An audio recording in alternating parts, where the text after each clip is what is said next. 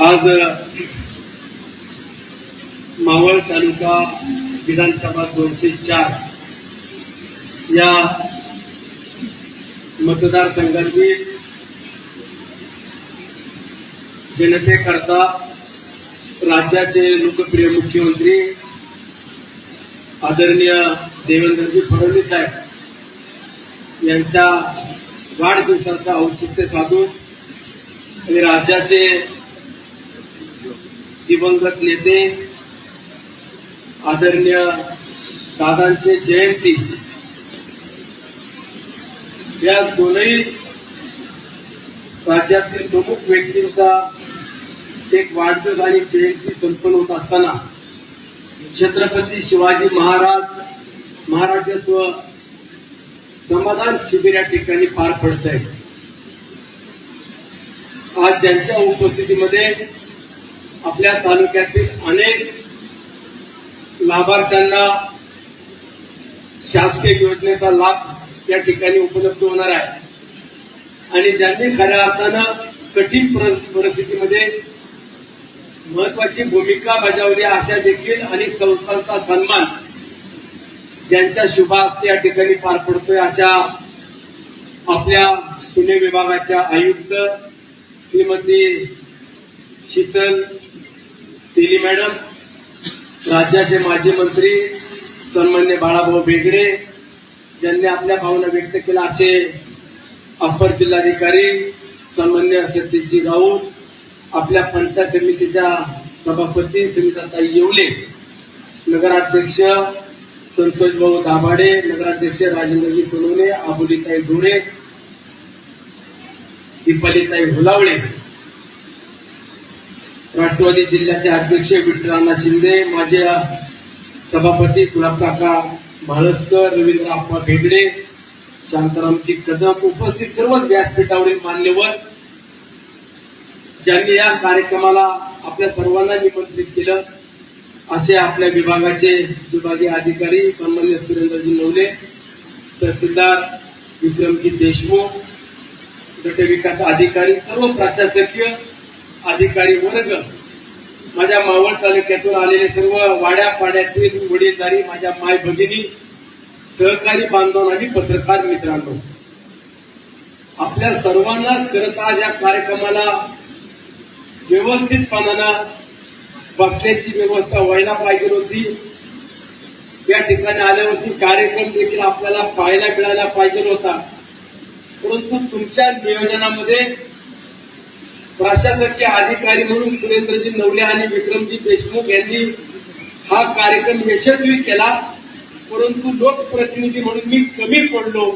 याची देखील आज या ठिकाणी मनापासून आपल्या सर्वांची दिलगिरी व्यक्त करतो। आम्हाला वाटलं होतं 500 ते 700 लोक या ठिकाणी येतील, फार फार तर 1000 लोक येतील आणि तेवढ्या लोकांची तेवढ्या नागरिकांची आपण या ठिकाणी व्यवस्था करू, परंतु एवढा मोठा प्रतिसाद या ठिकाणी आपण सर्वांनी या कार्यक्रमाला दिला। पुढच्या वर्षीचा कार्यक्रम होत असताना आता मी तर आहेच आणि माझ्यासोबत बाळाभाऊ पण आहे, त्यामुळे आता आम्ही दोघंजण पुढच्या वर्षीचा कार्यक्रम 1 दिवसाचा न करता तो 4 दिवसाचा करू आणि प्रत्येकाची व्यवस्था योग्य पद्धतीने करू। मॅडम, आम्ही मागच्या 2 वर्षापूर्वी देखील शासन आपल्या दारी हे अभियान घेतलं आणि त्यातून मला सांगायला समाधान वाटतं की माझ्या वाड्यापाड्यावरती राहणारा आदिवासी विशेष करून असलेला समाज, त्या ठाकर समाज, कातकरी समाजाला तर जातीचे दाखलेच मिळत नव्हते आणि त्या जातीचे दाखले कशा पद्धतीने आपण प्राप्त करू शकतो, त्यांना शासकीय पुरावे नसतील तर ते पुरावे कशा पद्धतीनं तयार करता येतील ते तयार करण्याचं काम केलं आणि जवळपास 3400 माझ्या वडीलधाऱ्यांना, आया बहिणींना, युवकांना आपण जातीचे प्रमाणपत्र त्या अभियानाच्या माध्यमातून, योजनेच्या माध्यमातून उपलब्ध करू शकतो। शासकीय योजना तुमच्यापर्यंत पोहोचवण्याकरता राज्य सरकारच्या माध्यमातून अशा अनेक वेगवेगळे अभियान वेगवेगळे असतील, यांना देखील योजनेचा लाभ मिळतोय। ज्या माझ्या एकल महिला भगिनी आहेत त्यांना देखील पेन्शन योजना मिळाली पाहिजे, तोही देखील आपण एक चांगल्या पद्धतीने अभियानाच्या माध्यमातून तो लाभ पोहोचवण्याचं काम केलेलं आहे। मगाशी बाळाभाऊंनी सांगितलं की राज्याचे मुख्यमंत्री आदरणीय फडणवीस साहेब असतील, महसूल मंत्री आदरणीय बावनकुळे साहेब असतील, यांनी खूप चांगली विधायक विधिमंडळामध्ये आणण्याचं काम केलं आणि त्यांनी विचार केलेला आहे. आज माझ्या मावळ तालुक्यातील शेतकरी बांधवांना जवळपास 11.5 कोटी रुपये कर्जमुक्तीच्या माध्यमातून लाभ मिळालेला आहे. अनेक योजना आपल्यापर्यंत पोहोचवण्याचं काम आगामी काळामध्ये देखील केलं जाणार आहे. आज या योजना आपल्यापर्यंत पोहोचवत असताना माझी देखील एक विनंती आहे की आपण हे जे काही अभियान राबवतो याच्यामध्ये कुठल्याही लोकप्रतिनिधीचा काही फायदा होईल का हा उद्दिष्ट नसतो, किंवा कुठल्या प्रशासकीय प्रशासनाचा अधिकाऱ्यांचा पुन्हा लाभ आहे का हेही नाही, परंतु यामध्ये कुणी वंचित आहेत, कुणाला याच्यातून लाभ मिळत नसेल तर अशा व्यक्तीने देखील यामध्ये सहभाग घेतला पाहिजे. आणि आज हा सहभाग आपला पाहत असताना आम्ही किती जरी काम केलं, किती जरी आपल्यापर्यंत पोहोचण्याचा प्रयत्न केला तरी 100% आम्ही आपले कधी समाधान करू शकत नाही. परंतु आजच्या या शिबिराच्या माध्यमातून मी एवढं सांगतो की माझे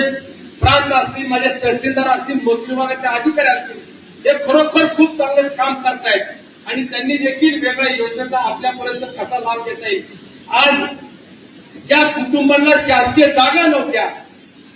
घर बांधायचं पुढे बांधायचं, घरकुल मंजूर झालं घर पुण्याच्या जागेत बांधायचं, अशा व्यक्तींना जवळपास 1400 ते 1500 कुटुंबांना शासकीय वन विभागाच्या, महसूल विभागाच्या जागा देखील उपलब्ध करून दिल्या आणि आज स्वतःचं घर बांधण्याचं काम देखील आहे.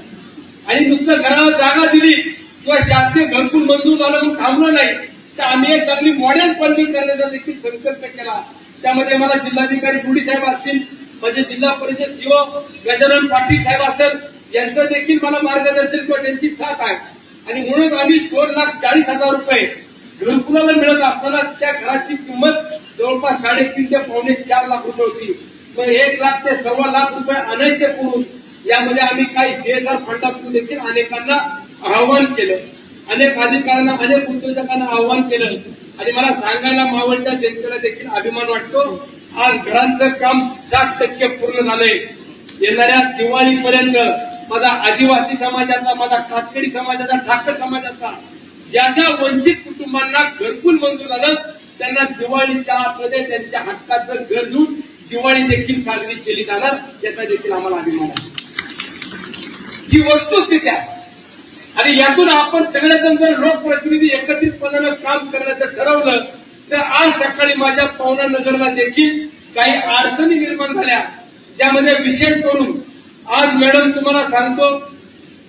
स्मशानभूमी करता देखील काही ग्रामस्थ आंदोलन करतायत. महसूल विभागाची जागा असेल तर आपल्याला तात्काळ भेटली, परंतु ज्या गावामध्ये मजुरी जागा नाही, ज्या गावामध्ये गायरण किंवा आपली गावकीचं गावठाणाची जागा नाही, परंतु वन विभागाची जागा आहे, अशा जागेकरता देखील तात्काळ निर्णय झाले. तर आम्हाला देखील डीपीडीच्या माध्यमातून आमदार फंडातून स्मशानभूमीला तात्काळ आम्ही निधी देऊ. काही स्मशानभूमीला किंवा समाज मंदिरांना निधी दिला, परंतु जागेअभावी देखील तो परत जातो किंवा तो लॅक होतो.